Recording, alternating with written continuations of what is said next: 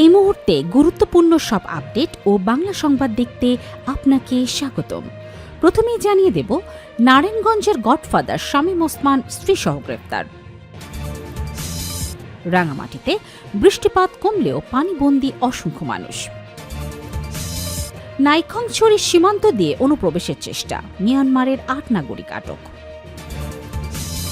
৪১ বছর বয়সী রোনালদোকে দলে চান পর্তুগালের নতুন কোচ। জামাতে ইসলামের দলীয় লেজুর বৃত্তির সুযোগ নেই বললেন গোলাম পারভার। ২০ বছর বিএনপি সভাপতি ছিলেন, এখন পলিথিনের ঘরে নিঃস্ব জীবন। শিরোনাম শুনলেন, এবারে বিস্তারিত। তবে একটা অনুরোধ থাকবে, এই ভিডিওতে একটা লাইক ও কমেন্ট করে জানিয়ে দিন কোন জেলা থেকে বা কোথা থেকে দেখছেন।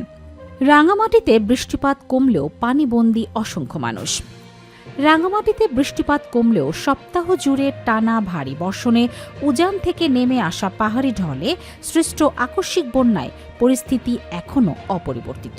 এখনও প্লাবিত বিস্তীর্ণ নিম্নাঞ্চল। বাঘাইছড়ি, জুরাছড়ি ও বিলাইছড়ি উপজেলার পরিস্থিতি মারাত্মক অবনতি হয়েছে। এছাড়া সদর, বরকল, লংগেদু ও নানিয়ারচর উপজেলাতেও নিম্নাঞ্চল প্লাবিত হয়েছে। সর্বশেষ পাওয়া খবরে জেলায় পানিবন্দী হয়ে পড়েছেন প্রায় ৩০,০০০ মানুষ। ডুবেছে বাড়িঘর, রাস্তাঘাট, ব্রিজ, কালভার্ট সহ বিভিন্ন প্রতিষ্ঠান ও স্থাপনা। বিস্তর ফসলি জমি পানিতে তলিয়ে ব্যাপক ক্ষতি হয়েছে। একই সঙ্গে রয়ে গেছে পাহাড় ধসের শঙ্কা। জেলার বিভিন্ন স্থানে শতাধিক পাহাড় ধসের ঘটনা ঘটেছে। পাহাড় ধস ও নিম্নাঞ্চল ডুবে যাওয়ায় জেলার গুরুত্বপূর্ণ বিভিন্ন সড়কে যোগাযোগ বিচ্ছিন্ন হয়ে গেছে। কাপ্তাই হ্রদে প্রবল পানি প্রবাহ থাকায় বিঘ্নিত হচ্ছে নৌযান চলাচলে। অব্যাহত দুর্যোগে বেড়ে চলেছে চরম জনদুর্ভোগ, বিপর্যস্ত জনজীবন। রাঙামাটি আঞ্চলিক আবহাওয়া পর্যবেক্ষণ কেন্দ্রের তথ্য মতে গত ২৪ ঘণ্টায় রাঙামাটিতে ৯২ মিলিমিটার বৃষ্টিপাত রেকর্ড করা হয়েছে। বৃষ্টিপাত কমলেও পাহাড় ধসের ঝুঁকি এবং বন্যা পরিস্থিতির কারণে এখনও জেলার একটি বিশাল জনগোষ্ঠী আশ্রয় কেন্দ্রে অবস্থান করছেন। জেলা প্রশাসন জানায়, উজান থেকে নেমে আসা পাহাড়ি ঢলে সৃষ্ট আকস্মিক বন্যার কারণে জেলা সদর সহ বিভিন্ন উপজেলায় অসংখ্য মানুষ পানিবন্দী হয়ে পড়েছেন।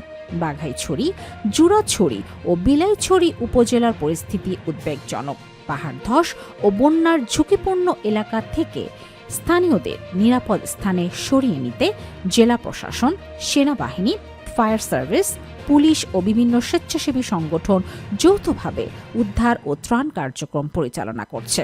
টানা বর্ষণে রাঙামাটির অভ্যন্তরীণ সড়ক যোগাযোগ ব্যাপক ক্ষতিগ্রস্ত হয়েছে। পাহাড়ি ঢলে সৃষ্ট বন্যার কারণে এবং কাপ্তাই হ্রদের পানি দ্রুত বেড়ে যাওয়ায় কয়েক হাজার হেক্টর ফসলি জমি তলিয়ে গেছে। বিভিন্ন স্থানে পাহাড় ধসে রাঙামাটি, চট্টগ্রাম, রাঙামাটি, মহালছড়ি, খাগড়াছড়ি, দীঘিনালা, বাঘাইছড়ি এবং রাঙামাটির কাপ্তাই বান্দরবন আঞ্চলিক মহাসড়ক সহ জেলার গুরুত্বপূর্ণ সড়কে যোগাযোগ ব্যাহত হচ্ছে। জুরাছড়ি উপজেলার বন্যা পরিস্থিতি অবনতির দিকে। উপজেলার মৈদং ও জুরাছড়ি সদর ইউনিয়নের শতাধিক পরিবারের ঘরবাড়ি এবং কৃষকদের বিস্তীর্ণ ফসলি জমি বন্যায় প্লাবিত হয়েছে। বিপর্যস্ত জনজীবন, ব্যাপক ক্ষতিগ্রস্ত কৃষকেরা। জুরাছড়ি উপজেলার প্রকল্প বাস্তবায়ন কর্মকর্তা মাসুদ রানা জানান, ক্ষতিগ্রস্তদের সহায়তায় উপজেলা প্রশাসন জরুরি পদক্ষেপ নিয়েছে।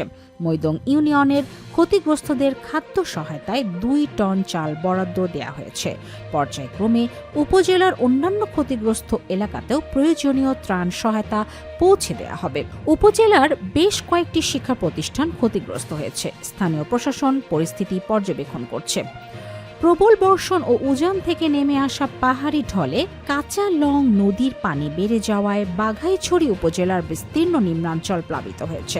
এতে প্রায় ৩০টি গ্রামের কয়েক হাজার মানুষ পানিবন্দী হয়ে পড়েছেন।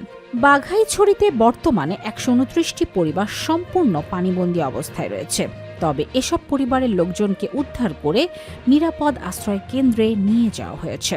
বাঘাইছড়ি উপজেলার প্রকল্প বাস্তবায়ন কর্মকর্তা সুপ্তশ্রী সাহা বলেন, পৌরসভার ৯টি ওয়ার্ড ও ৮টি ইউনিয়নের প্রায় এলাকা উজানের পানিতে ডুবে আছে। আশ্রয় কেন্দ্রে অবস্থান নেয়া বন্যা দুর্গতদের জন্য রান্না করা খাবার সহ শুকনো খাবার হিসেবে চাল, ডাল, চিনি, চিরা বিতরণ করা হচ্ছে। বাঘাইছড়ি উপজেলার নির্বাহী কর্মকর্তা আমানে মারজান জানান, ভারী বর্ষণ কমায় নতুন করে পানি না বাড়লেও বাঘাইছড়ির নিচু এলাকাগুলো এখনও প্লাবিত রয়েছে। পানিবন্দী পরিবারগুলোর লোকজনকে দ্রুত সময় উদ্ধার করে আশ্রয় কেন্দ্রে নিয়ে যাওয়া হয়েছে। আশ্রয় কেন্দ্রে অবস্থানকারীদের শুকনো খাবার ও বিশুদ্ধ পানির পর্যাপ্ত ব্যবস্থা করা হয়েছে। পরিস্থিতি সম্পূর্ণ নিয়ন্ত্রণে না আসা পর্যন্ত উদ্ধার ও ত্রাণ কার্যক্রম অব্যাহত থাকবে। এদিকে টানা ভারী বর্ষণ, পাহাড়ি ঢল, আকস্মিক বন্যা ও সম্ভাব্য ভূমিধসের ঝুঁকিতে থাকা 3 পার্বত্য জেলা রাঙামাটি, খাগড়াছড়ি ও বান্দরবনে জরুরি পরিস্থিতি মোকাবেলায় 24 ঘণ্টায় নিয়ন্ত্রণ কক্ষ চালু করেছে পার্বত্য চট্টগ্রাম বিষয়ক মন্ত্রণালয়। 3 জেলার সার্বিক পরিস্থিতি সার্বক্ষণিক পর্যবেক্ষণ, জেলা প্রশাসন সহ সংশ্লিষ্ট সংস্থাগুলোর সঙ্গে সমন্বয় জোরদার এবং দুর্যোগে ক্ষতিগ্রস্ত মানুষের জন্য দ্রুত সহায়তা নিশ্চিত করতেই বৃহস্পতিবার এই নিয়ন্ত্রণ কক্ষ চালু করে মন্ত্রণালয়। দুর্যোগ পরিস্থিতিতে যে কোনো জরুরি তথ্য, সহায়তা বা সমন্বয়ের প্রয়োজন হলে নিয়ন্ত্রণ কক্ষে সরাসরি উপসচিব মঙ্গল চন্দ্র পাল 017-12-840-837 এবং প্রশাসনিক কর্মকর্তা মোহাম্মদ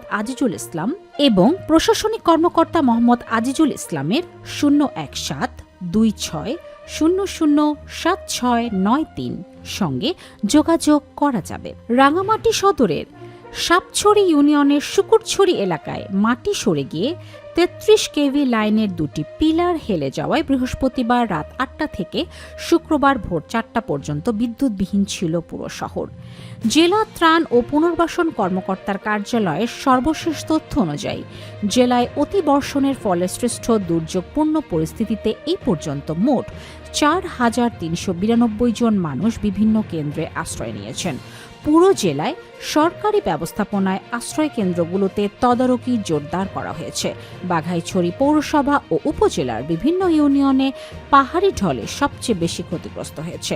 বাঘাইছড়ি ছাড়াও বর্তমানে রাঙামাটি পৌরসভার 6টি আশ্রয় কেন্দ্রের 409 জন, রাঙামাটি সদর উপজেলার সাপছড়ি ইউনিয়ন পরিষদ কমপ্লেক্সের 40 জন, কাউখালী উপজেলার RTM সরকারি প্রাথমিক বিদ্যালয় 160 জন, কাপ্তাই উপজেলার 3টি আশ্রয় কেন্দ্রে 198 জন, বিলাইছড়ি উপজেলার 4টি আশ্রয় কেন্দ্রে 122 জন, বরকল উপজেলার 3টি আশ্রয় কেন্দ্রে 118 জন, রাজস্থলী উপজেলার তাইতংপাড়া সরকারি উচ্চ বিদ্যালয় 48 জন, নানিয়ারচর উপজেলার ইসলামপুর দাখিল মাদ্রাসায় 33 জন এবং জুরাছড়ি উপজেলার জামুরাছড়ি সরকারি প্রাথমিক বিদ্যালয়ে 16 জন মানুষ আশ্রয় নিয়েছেন। জেলা প্রশাসন জানায়, দুর্যোগের কারণে রাঙামাটির বিভিন্ন উপজেলায় 104টি পাহাড় ধসের ঘটনা ঘটেছে।